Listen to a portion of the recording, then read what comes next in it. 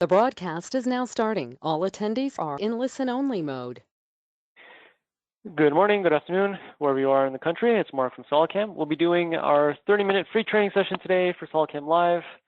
With me, as always, is Kevin Reichel. Hey, Kevin. Hey, how's it going? So today, I thought we would cover two questions that have come up over the week, and they are actually two things that come up a lot, and they're really simple answers. So we'll go through the steps real quick just to see how you can get answers to these sort of questions, and then we can open it up for further questions for today's class. And the first is essentially it's an old function that has some new ability to get to that function, but the idea is the same. The idea is that the MAC position that you define inside SolidCAM, MAC 1, MAC 2, MAC 3, MAC 4, those output by default in the G code as the first offset, second offset, third offset, fourth offset on your machine, your controller, whatever you want to call it. Let's say on this with this host post, that's G54, G55, G56, G57. Question comes up a lot. By default, I've defined my MAC 1, but I don't want to output on G54. I want to output on G57, or I've done a MAC 1, MAC 2, MAC 3, MAC 4 for all the sides of my part, but I don't want to go and have to check all the offsets on my machine. I'd rather just work with only G54, constantly redoing it every time I do a new setup. And that all goes back to the same kind of central idea of it's a default, or you can turn off the default and customize it yourself. And how do you customize it is in the machine definition. So when you first open up your file, you can actually do this when you first open it up, or when you decide that you want to, let's say we go with the scenario of, I want this to output on G57. I can come down here under iWork offset method. This is a really simple function.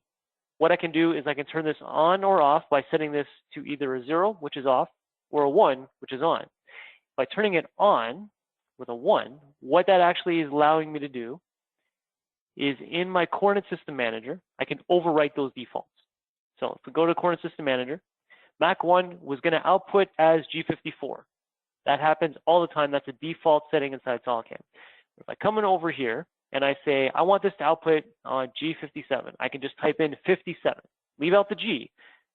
And as soon as it looks like that, that will now output as G57. Let me just output something real simple like this. Actually, let's output this drilling toolpath. So G code generate. Now that is under MAC 1. By default, that should come out as G54. But if I take a look at this, it now comes out as G57.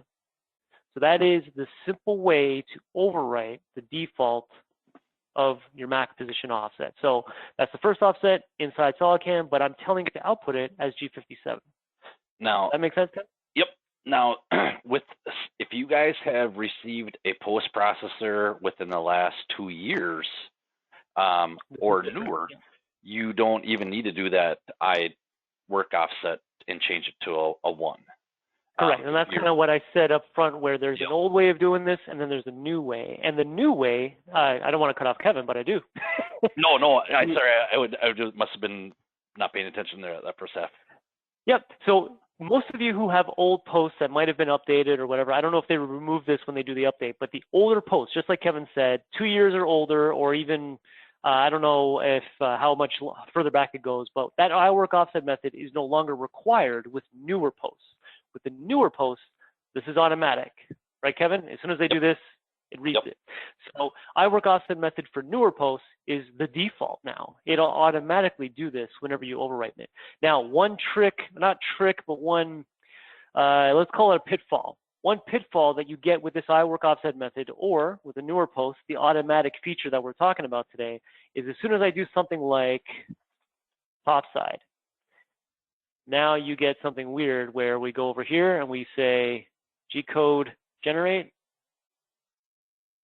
and I get nothing. So if you want to rename your positions, you won't be able to use this iWork offset method thing. It's either you give it the name of the offset you want to use, or you don't. Because if you do give it a name like topside, then you get this whole situation where there's nothing here to help you out. There's no offset in there. And for those of you guys that are running multiple Macs, multiple positions, I think we've kind of covered this in the past, but maybe Mark just show this too, is just all you guys have to do is throw a quick sketch on there and just say 54 or 55. That way, you know, on a part like this, we kind of know where our Mac 1 is, but now if we go on a indexer and we have, you know, 15 different positions on there, it's really easy to label each one of these sides in there as just a quick little sketch. And then you kind of know what face that you're going to be working on is for 54 or 55 or P1, P2, all that stuff. Oh, I see what you mean, like actual SolidWorks sketch on the sides, like we covered like 2 weeks ago, whatever. Yes. Yes. You can do that. Anything that really will identify the side. So like Kevin said, what you can do is you can go, let me just get out of here.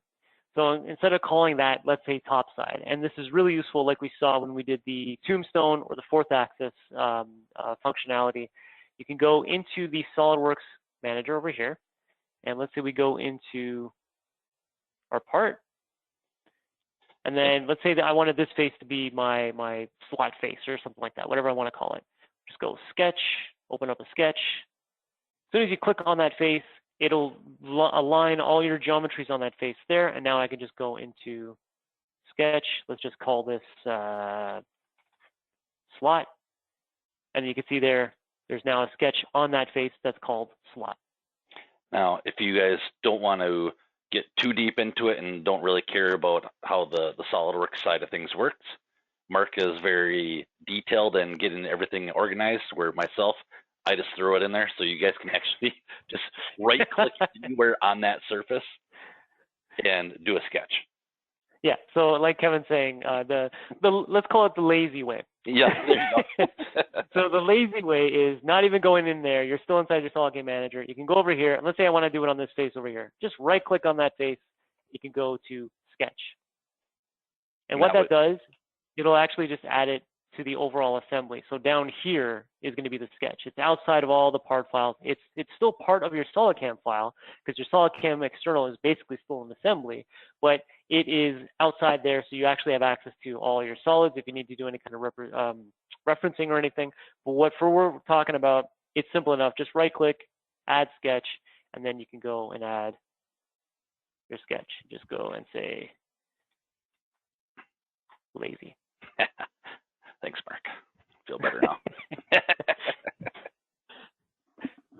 And then with that, you can also align it. I think there's ways in here you can give it an angle, or if not, you just choose your contour. Yeah. Let's see, curve, and then choose that. Nope, I guess you actually have to sketch something, but either way. So you have the ability to just right-click on any face and then add sketch, and that gives you the ability to add, like Kevin was saying, something to indicate that this is G54 or this is your top side, whatever you want to call it for your indexed positions. And then what you're doing with that is really just to avoid having to rename everything in here. So if I didn't know that this was my top side, if I had just wiped that out, let's just call it nothing, put it back to the original, and I didn't know that that was my G54 there, that was my top side, I could actually put something on there that says top side, and I could see that that's what it would be referencing there. There's lots of different things you can add cosmetically that don't really affect the toolpath, don't affect the model, the solid, anything on the design, other than it's just a sketch on top of it that helps you to figure things out. If you remember if anyone has seen the tombstone video, I actually changed the color of one of the faces. It doesn't affect the solid in any way, the size, the dimensions, or anything. By just changing that one color, I know that that is my 0 face. So that's another thing you can do. You can just right-click, change the appearance of something, and then you can use that as a reference point as well. Now, out of curiosity, and I don't know if this is even possible, but if you right-click in the feature tree on that Mac 1, position 1, can you change the color of that right there? Mac 1, position 1, if you just right-click on it, I don't think we get the ability to change the color. What happens if but we you can customize, or is that just select? That's just the menu. Yeah, well, I can't bring it over, but that's yeah. It's just the usual. Whenever you do customize, what it does is it allows you to customize this window. So if I don't want to actually see Inquire, whatever Inquire does, I can uncheck the box next to it, and then this menu gets shorter. And that's something we've covered once before. When you're looking at, let's say, this menu here, instead of having to scroll down by clicking on this arrow down to the bottom here, if I hit customize, I can turn off any one of these functions in here that I don't really tend to use. Let's say, for instance, if I'm not ever really going to the tool sheet from this menu, I'll go from up here or something like that, then I can take it off that menu. And then that way it shortens it, and that way I don't have to go scrolling through it. But this is actually a new function. I never saw that. So we're all discovering this together, at least. Kevin, did you know about this? Select operations using the same Mac? Yep. Okay. And there's So not there much you go. to it, but it's just selecting everything just in that Mac. And that feature does come useful, like I said before, when you have multiple different Macs, then it will highlight all those, and then you can G-code it out that way versus Instead of doing it this way. Yep, exactly. Or if that also comes in handy when you guys just want to simulate a certain Mac, so you can right-click on that, Yep. do the selected, and then do a simulate. Yep. Yeah, there you go. Okay, so any questions on changing the default Mac call out in your G-code? Looking good. Looking good. Like I said, it's a really simple function, but it's one of those things that can really help on the controller side of things, on the machine side of things. It's a function that as soon as you're shown it, it's almost like, how did I not know about that? That could have been so much useful in the past or whatever. And on that note, it's the second thing I wanted to cover this week that has come up a lot, and that is just knowing the cycle time of your parts. As you know, if you go into your simulations, you get that window. Let's go in here, simulate. You get this little window up here that can show you your cycle time, whether in your Solid Verify, your host CAD, your machine sim. There's this one window, simulation data, that shows you your cycle time. But you actually have to run the simulation to get that cycle time. Now, if you don't want to do that, you want to just figure out, okay, well, how long is that toolpath actually running? What's the cycle time on that toolpath? You're looking for the bottleneck in your entire operations list. Well, if you go right-click on operations, go to CAM tree view, you've got all these options in here, and one of them is show machining time. And that adds machining time, the cycle time, next to each operation. So looking at this, I'll determine, okay, so my face mill is taking just under 2 minutes. That doesn't make any sense. And also, if I'm looking to shave some time off, I might want to take a look at this 3D machining, see if it's set to turbo or set to level 8 or anything like that. So now I can see which toolpath is the bottleneck here. Actually, the chamfer recognition is the bottleneck. It's about 5 minutes there. But that gives me an idea as to where my cycle time can be. Now, if I want to look at total cycle time, I can run the simulation all the way through, or I can turn off a couple of stuff inside HostCAD and then just run it without actually watching the toolpath.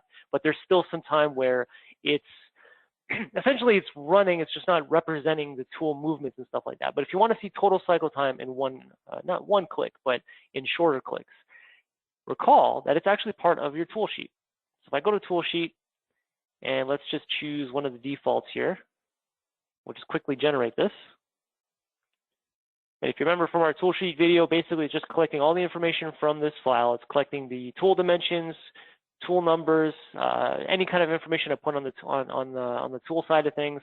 It's looking at my tool paths, finding out the maximum XYZ travel, getting all that information and plugging it into a template. In this case, I use the Excel template, so that's why it's taking a little longer. It's opening up my Excel. It's reading all that data, and eventually it will open up the Excel on my other screen. Okay, let's bring it over here. So if you look at your operational summary, you can see the cycle times that we saw for each operation. And if we scroll down, this is the Excel one. I don't know where it shows on the Excel one. Maybe at the top. I never used the Excel one. I never use the Excel one too. I think I got used to just clicking on the Excel one because of that video we made on how to customize it.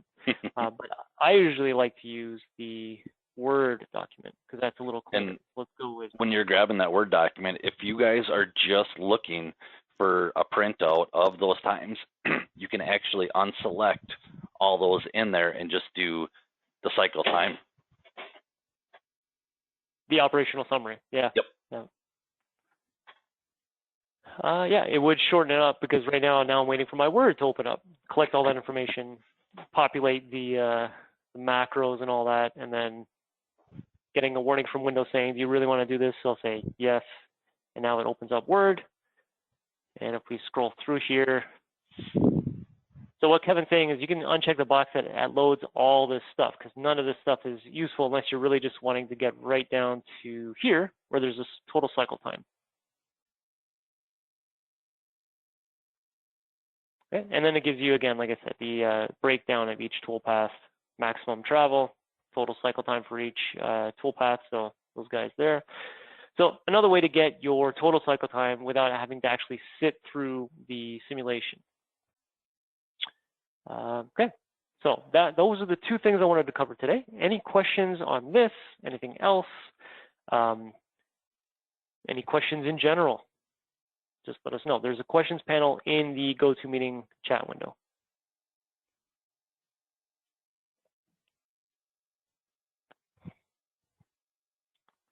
Nope, nothing. Okay. Well, so I do got one here, Mark. One thing we can also do is maybe go ahead and give me keyboard and mouse control. Yep.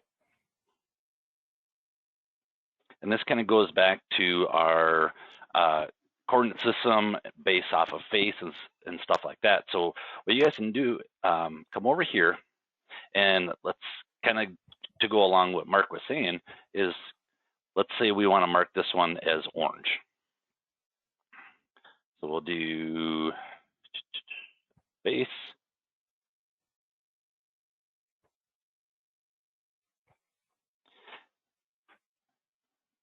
And we'll go for the orange, green check mark. And now what you guys can do is come in here to your setup, edit that, and you can type, instead of it saying setup, you can actually type in orange. And this is more just not if you guys just have one one Mac, but if you guys kind of go back to that fact of if you have multiple Macs in there and multiple different setups, this will maybe help you organize it as well. So you can change that in there, as well as maybe we wanted to come in here, get all this, and we can right click and do font and color. Instead of black, grab our orange. And now here's another way of kind of going about and seeing, kind of simplify things to make it a little bit easier. Like I said, if you're running multiple different Macs, so maybe this face would be orange, this face would be red, and then you can kind of color code everything that goes on in there too. So just a little bit easier way if you guys are, like I said, running multiple Macs or positions in there, to simplify it and the ease of use for looking at the tree versus your part. Yep. Yeah, it's a really good cosmetic thing to add that really kind of makes it easier to figure out where you are in your toolpath list. If you're looking at that, that's an orange font there, you know that that's on your Mac 1 side of things. Or if you're not looking at it from that view, you're looking at it from the solid view, you're looking at this as, okay, this is the orange face. These are all acting on that orange face. That's a really good kind of quick visual cue as to what's going on. But also, there was a customer that I dealt with 1 or 2 years ago that had a part file where they wanted to use something like HSR or HSS, or I forget which one it was, but when you color code the faces, that gives you an additional thing to filter through. So let's say, for instance, with your HSS, you can filter through using color. So any faces of a particular color get selected. Rather than going around and choosing the individual faces, you can filter by color. In the HSR toolpath, you can actually I don't think it was HSR, I think it was pocket recognition. In pocket recognition, you can give different selections of pockets, different heights, using color as well. Anywhere where you get the ability to filter through geometry, there's a color filter in there as well. Yep. Yeah, great point. Now, one thing, and I don't see Mark has it on, which is good, but one thing that does drives me bonkers, but I see you guys kind of dealing with it every once in a while too, is if you guys are getting the shadows. So usually back here, there'd be a shadow, or I'll just turn it on. You get this and shadow, and you start seeing Oh, did I not get it? No, you got it. It's just the light source is not. Oh, so sometimes you get that shadow, and then it's rotating around shadow. At least for myself, and I think a lot of guys on our team, the best thing to do is come in here, turn. This is more SolidWorks. Get rid of the real view graphics. Get rid of the shadow. And one, your system is going to actually run faster because it's not having to use as much of your graphics card in there. So your computer performance will be a little bit better. But two, it's a lot easier to work with than going off of shadows and reflections and stuff like that. So yeah, it's kind of the annoying graphic or annoying cosmetic aspect of SolidWorks, and that comes more from the design side because I used to do this sort of thing as well. You design your part or you assemble your part, and it looks functional. This is all you need to do your programming or your design, whatever. But then there's a point where you need to supply something to the marketing department, and that's when you go and you throw on all that stuff, because then you get that nice shine on any kind of chrome or shiny pieces of plastic or anything like that, and then the shadows make it look a little more dramatic, like Yep. just it's a lot more on the design side because it's more marketing. It's like, okay, we're going to take a snapshot of this thing, we're going to use the rendering ability of SolidWorks to get this thing to look realistic, and then that's where it's mostly used. But Kevin's right, I find it annoying as well.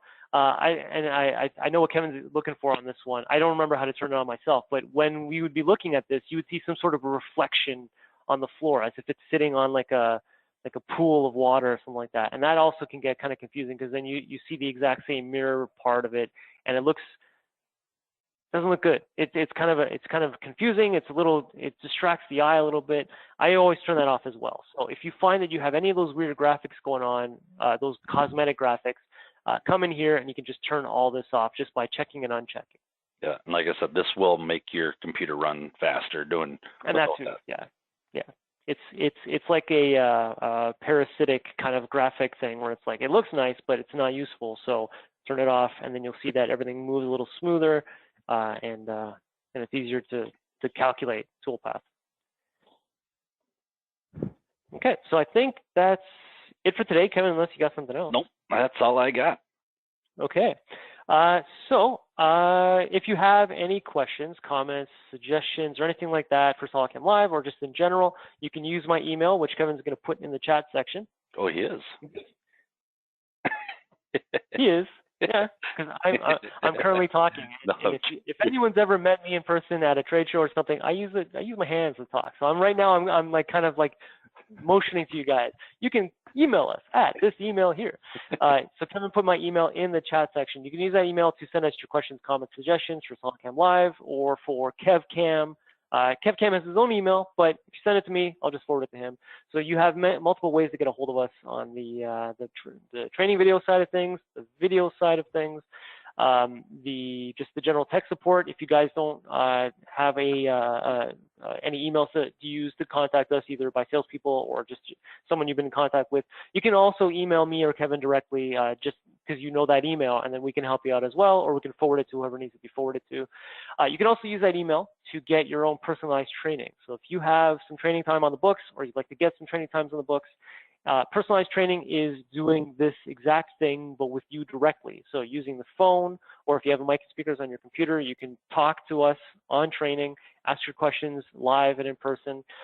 It can be your own part, it could be a demo part, it could be on a particular topic, and it could also be on a classified or a high clearance part or something like that. We can just sign whatever you need us to sign, and that way you can get your personalized training and not have to worry about sharing it over the internet or anything like that. We can look at your screen, it stays on your screen, that sort of thing. If you know anybody that can benefit from SolidCAM, let them know about us, get them in contact with us, or give us their contact info, we'll contact them. If it gets into a demo until the end of August, you'll get that $100 gift card. If it goes to sale, you get 20%. And that 20% on the sale is forever, basically. But during the SolidCAM Live time, you're going to get that $100 just for getting them into a demo. So get the word out, get people using SolidCAM or InventorCAM if you know anybody that uses Inventor, and you can get those finder's fees. We are continuing this every Monday and Friday until the end of August. So that basically means we have, 4 other classes until we're done. So you have 4 other classes to get me some questions or comments, anything you'd like to see in SolidCAM Live, anything that maybe you know that other people want to see, anything that you know that would be a good topic for SolidCAM Live as well. Just send that to us. If you've got a unique part you'd like to see how we can help you to program it, you know, any kind of unique challenges that you've run into, you can send us those parts as well, as long as we're allowed to show it on YouTube. And if not, we can use it as an example as to the kind of thing you might want to see. So if it's a part that we're not allowed to show on YouTube, but it's a good example of something, we can kind of modify it or get another part completely that shows the same sort of functionality, and we can do that in a SolidCAM Live class as well. But like I said, we continue this every day, every Monday and Friday until the end of the month. So we will talk to you guys on Monday. I always say stay safe. I don't know if you guys are needed to be told that anymore, but stay safe, keep your family safe, keep busy. We'll talk to you guys on Monday. All right, everyone, have a great weekend.